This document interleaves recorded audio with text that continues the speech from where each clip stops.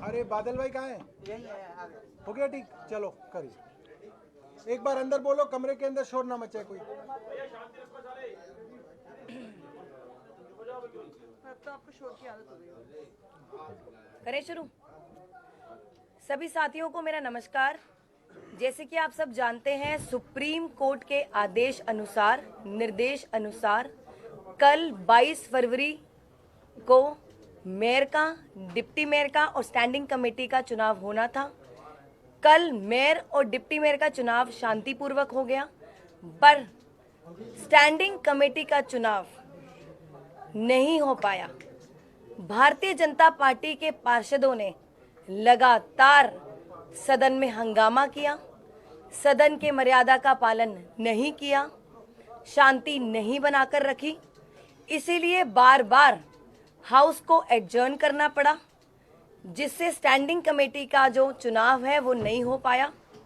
बहुत ही दुर्भाग्यपूर्ण है, बहुत ही शर्मनाक है जो भारतीय जनता पार्टी के पार्षदों द्वारा हंगामा हुआ, तोड़ फोड़ हुई, पार्षदों पर हमला हुआ, मुझ पर हमला हुआ, पोडियम को तोड़ा गया, बैलेट बॉक्स को उठाकर फेंका गया और कब्जे में लेने की कोशिश की गई, साथ ही बैलेट पेपर की जो बुकलेट है उसको फाड़ा गया।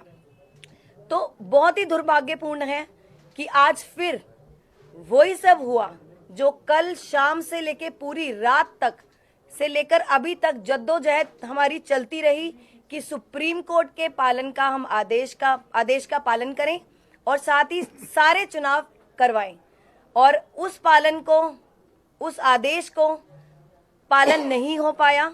भारतीय जनता पार्टी के पार्षदों ने बार बार वेल में आकर हंगामा किया, स्टेज पर चढ़ने की कोशिश की और इसीलिए चुनाव टला।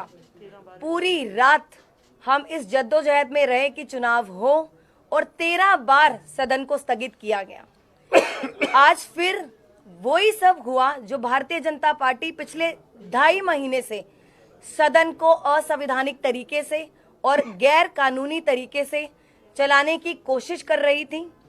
अभी भी संविधान की धज्जियां उड़ाई गई और सदन में मर्यादा का पालन ना करते हुए स्टैंडिंग कमेटी का चुनाव टला और आज फिर वही दिल्ली की जनता का नुकसान हुआ जो पिछले 2.5 महीने से दिल्ली की जनता के जो काम है नगर निगम के रुके हुए थे। इस वजह से अब फिर से दिल्ली की जनता का नुकसान होगा।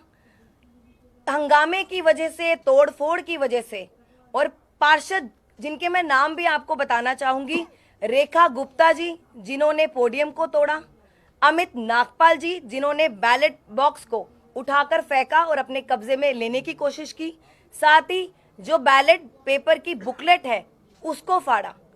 तो इन सब पर भी हम अगले सदन में जब हमारी बैठक होगी उस पर हम विचार करेंगे। और आज अभी थोड़ी देर पहले हमने सदन को कल सुबह तक 10 बजे तक स्थगित कर दिया। धन्यवाद। आप लोगों का कोई प्रश्न? ये सवाल लगातार सामने से आ रहा है कि आपने 47 वोटों में मोबाइल फोन्स का इस्तेमाल करने दिया, सीक्रेसी और बैलेट का वायलेशन हुआ, और अगर आप की तो फिर मोबाइल फोन्स पे बैन दोबारा क्यों किया आपने? ये उनकी तरफ जी देखिए, किसी भी एक्ट में कहीं भी नहीं लिखा गया कि मोबाइल फोन वोटिंग में बैन होते हैं, बेशर्ते वो साइलेंट होने चाहिए। तो रोका, कोई रिस्ट्रिक्शन नहीं लगाई गई थी और आप साफ साफ फुटेज में देख सकते हैं। मैंने कहा था आप अपने विवेक के हिसाब से मोबाइल फोन ले जाना चाहते हैं तो ले जा सकते हैं, नहीं ले जाना सकते तो नहीं ले जा सकते।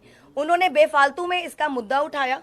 अदरवाइज हमने अपने वकीलों से भी सलाह ली, उनको कंसल्ट किया। कहीं भी ऐसा प्रावधान नहीं है कि मोबाइल फोन वोटिंग के दौरान नहीं अंदर ले जाए जा सकते। ये अब मतलब बिल्कुल शुरू से चुनाव कराने की प्रक्रिया को क्यों नहीं माना जा रहा, उसके पीछे क्या टेक्निकल कारण है, अगर वो समझा सकते हैं? जी देखिए, जो वोट डल चुके हैं हम उसको इनवैलिड कैसे मान सकते हैं, और कोई हमारे पास कुछ ऐसा लीगल रीजन या कोई वैलिड रीजन भी तो होना चाहिए था कि हम उन जो वोट को जो बॉक्स में डल गए हैं हम उसको इनवैलिड करार करें। तो ऐसा कोई लीगल रीजन दे ही नहीं पाए थे वो पार्षद। बीजेपी ये भी कह रही है कि मेयर और डिप्टी मेयर के चुनाव में तो फोन अलाउ नहीं था, तो स्टैंडिंग कमेटी में क्यों किया गया? जी देखिए, मैंने आपको जैसे पहले बोला, कहीं भी ऐसा प्रावधान नहीं है कि मोबाइल फोन वोटिंग के दौरान अंदर नहीं ले जा सकते, बेशर्ते वो साइलेंट हो। तो वो तब म्यूचुअल अंडरस्टैंडिंग थी कि नहीं ले जाना, और अब जब सदन शुरू हुआ, स्टैंडिंग कमेटी का चुनाव शुरू हुआ, तब मोबाइल फोन पे कोई चर्चा नहीं हुई थी कि रिस्ट्रिक्शन लगेगी या नहीं लगेगी। और आपको ये भी बता दूं, 40, 45, 47 वोट डल चुके थे, उसके बाद भारतीय जनता पार्टी के पार्षदों ने मोबाइल फोन का मुद्दा उठाया। ये भी बहुत बड़ा प्रश्न चिन्ह लगाता है। तो कल जो सदन की बैठक होगी दोबारा से चुनाव होगा या फिर जितने वोट पड़ चुके हैं उससे आगे? जी देखिए, जितने वोट डल चुके हैं, हमारी पूरी कोशिश रहेगी वहीं से उसके आगे से वोटिंग शुरू होगी। मैम लगातार, क्योंकि कल से आप लोग यही बात कह रहे हैं कि जितने वोट डल चुके हैं उसके आगे से वोटिंग हुआ। आपने 6-7 बार हाउस भी अच्छा 13 बार कल भी, अगर कल भी यही स्थिति बनी रहती है, क्योंकि बीजेपी दे आर सेइंग कि हमें स्क्रैच से शुरू करना है, 0 से आप 1 से शुरू करिए दोबारा। देखिए, भारतीय जनता पार्टी के पार्षदों के पास कोई लॉजिकल रीजन नहीं हुआ, कभी भी कोई वैलिड रीजन नहीं रहा अभी तक। पहले भी जितनी बार भी सदन स्थगित हुआ है, असंवैधानिक तरीके के लॉजिक दिए गए, गैर कानूनी लॉजिक दिए गए। तो अगर कोई ऐसा लीगल रीजन होगा तो हम विचार करते, कुछ ऐसा लीगल रीजन है ही नहीं कि हम उस पर विचार करते। नहीं, एक चीज ये है कि भाई आपने कभी ऐसा कभी सुना है? ये अपने आप में एक हास्यास्पद और तानाशाही पूर्ण मांग है। कहीं किसी बूथ पे वोट पड़ रहा हो और अचानक 100 लोग आए और वहां नारा लगाने लगे, कहने लगे कि साहब ये वोट जो अब तक पड़े इसको कैंसिल मानो और फिर से वोट कराओ।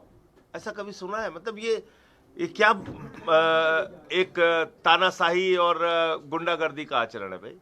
जिन लोगों ने वोट डाल दिया अपना, उसमें बीजेपी के भी लोग हैं, उसमें आम आदमी पार्टी के लोग भी हैं, उन्होंने अपना वोट डाल दिया ना, उनके वोट दोबारा कराए जाए, इसके कारण क्या है, क्या वजह है उसकी?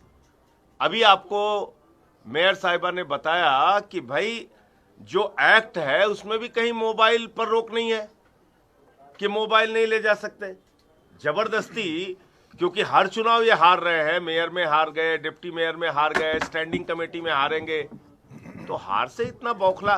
मतलब दिल्ली के 2 करोड़ लोगों ने हरा दिया, वो नहीं माना। मेयर में हार गए, डिप्टी मेयर में हार गए, वो नहीं पचा पा रहे। अब स्टैंडिंग कमेटी में हार रहे, वो नहीं पच रहा इनको। तो मोटे मोटे तौर पे यही कारण है कि ये अपनी हार को पचा नहीं पा रहे हैं। दिल्ली के 2 करोड़ लोगों का जनादेश मानने के लिए तैयार नहीं है। और संविधान, लोकतंत्र और सर्वोच्च न्यायालय, तीनों को चुनौती अकेले ये लोग दे रहे हैं कि हम कुछ नहीं मानेंगे, हम जैसे चाहेंगे मनमाने ढंग से चलाएंगे। दूसरी बात, मान लीजिए कि 1 से वोटिंग शुरू होती है, फिर से 50 या 100 वोट डलने के बाद वो कह दें कि नहीं अब फिर से 1 से शुरू कराओ, फिर से 50 वोट डलते हैं, वो कहेंगे फिर से 1 से शुरू कराओ, फिर 50 वोट डलेंगे, वो कहेंगे फिर से 1 से शुरू करवाओ। क्या आधार है कि 50 वोट जो डल चुके हैं उन वोट को इनवैलिड करार करके, उनकी काउंटिंग को इनवैलिड करार करके फिर से वोटिंग शुरू कराया जाए? ये कैसा प्रेसिडेंट है? आप हमें लोकतंत्र में ऐसा प्रेसिडेंट दिखा दीजिए कि बिना किसी कारण के जिनके वोट डल गए हैं उनको कैंसिल करार कर दिया जाए। इस आधार पर तो कभी भी चुनाव नहीं हो सकता, क्योंकि हर चुनाव के बीचों बीच भारतीय जनता पार्टी खड़ी होगी, 200 वोट के बाद करेगी नहीं जी अब 1 से कराओ, अब फिर से 1 से कराओ। तो बिल्कुल लोकतंत्र की धज्जियां उड़ा रही है बीजेपी।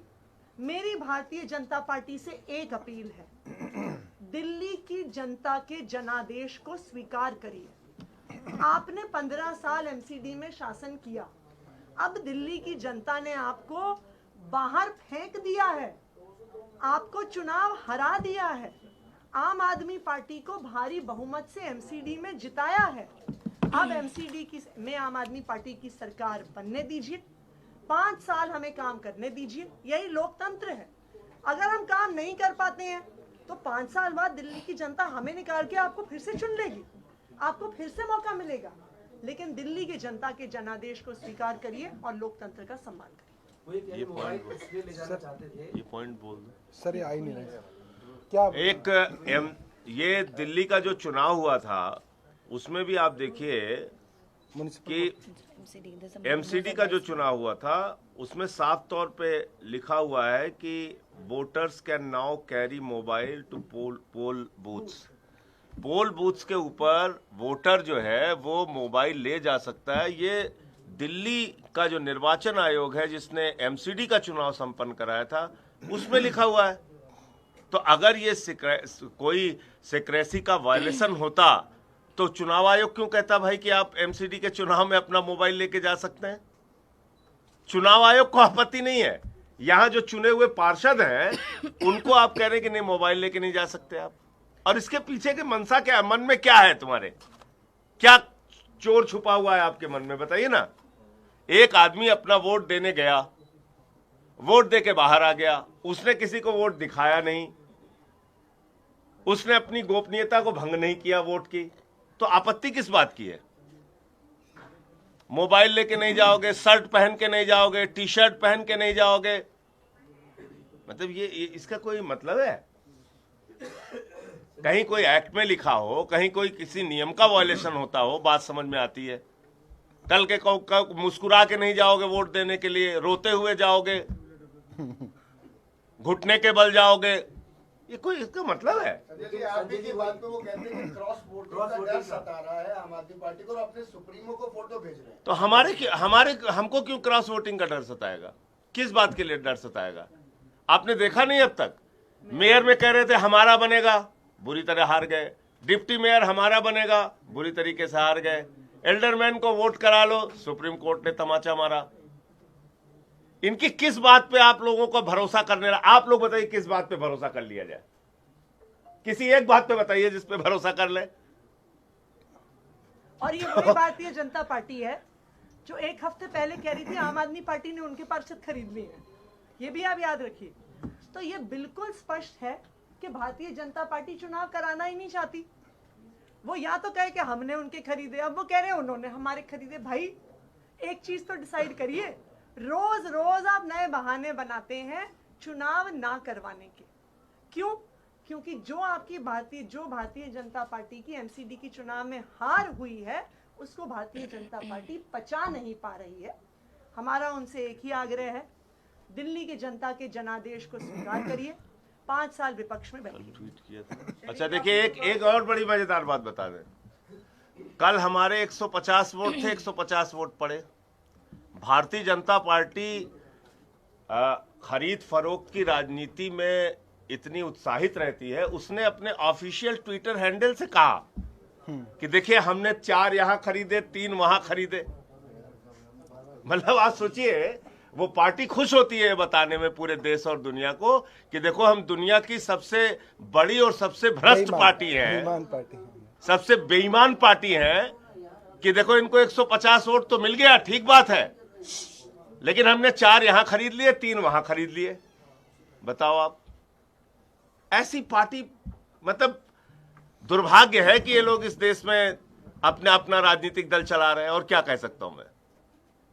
शैली जी, आपने जो कहा कि रेखा गुप्ता और अमित नागपाल की कार्रवाई हुई, क्या कार्रवाई हो सकती है? जी, अगली बैठक में हम इस पर विचार करेंगे, क्योंकि जो कुछ उन दोनों ने सदन में किया वो सदन की मर्यादा के खिलाफ था, और साथ ही सुप्रीम कोर्ट का जो आदेश था उसका भी पालन नहीं किया गया। उन्होंने बार बार कोशिश करी कि चुनाव टल जाए, और बार बार इसी वजह से हमें सदन को स्थगित करना पड़ा।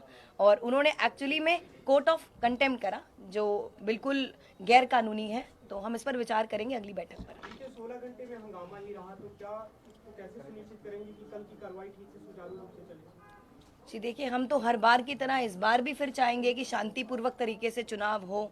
जैसे डिप्टी मेयर मिला है, डिप्टी मेयर मिला है, स्टैंडिंग कमेटी के चुनाव भी शांतिपूर्वक हो, ताकि दिल्ली की जनता का जो काम नगर निगम का रुका हुआ है, सारे उन कामों को हमने ऑलरेडी शुरू कर दिया है, ऑफिशियल तरीके से हम उन पर कार्रवाई कर सकें।